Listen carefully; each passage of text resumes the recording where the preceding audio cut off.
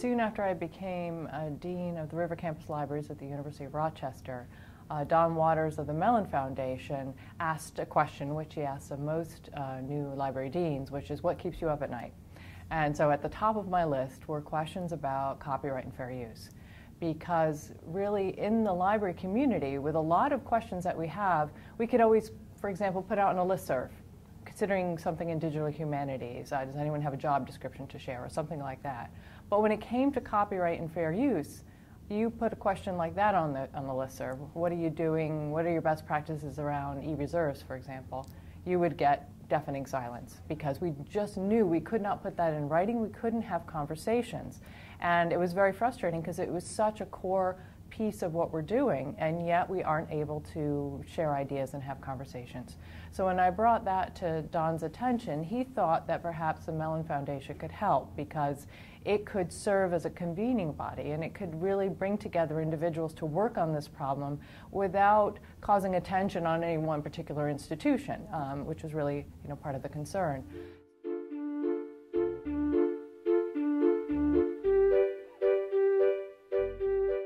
So that every other month, the library meets with the University Council and we bring to them the real questions that we're having.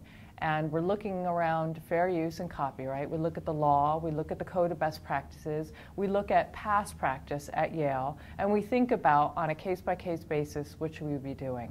And we use that discussion to be an opportunity to document our decisions, to go through the exercise of thinking about fair use, and hopefully creating what we hope will be a set of decisions that we can look back on and say, why did we make the decision that we did? And we can document the fact that it was not just a random decision, but is a really thoughtful process.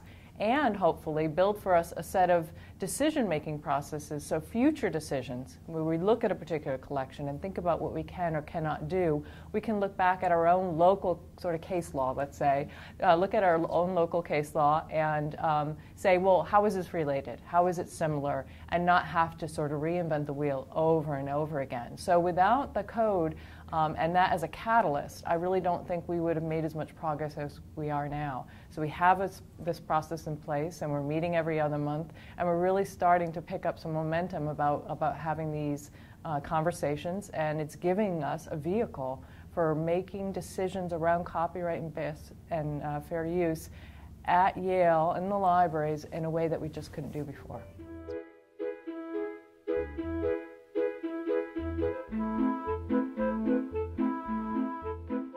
We're working with a lot of special collections, for example, and we're looking at deeds of gifts, and we're looking at international law. So we received a collection from overseas. What did the deed of gift look like? What does international copyright law look like?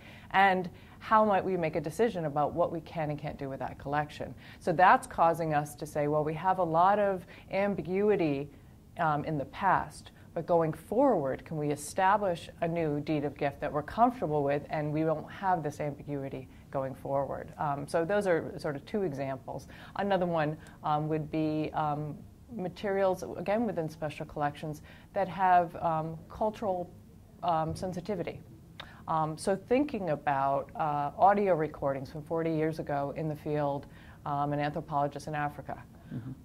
Should we digitize this? Should we make this available to the world? Certainly those individuals never thought that their voice would ever be heard by the world. And so there wasn't that human subject review piece. How do we think about that problem and who should have access and privacy? So it's a lot of really thorny issues, but at least we feel like now we have a forum to be discussing them in.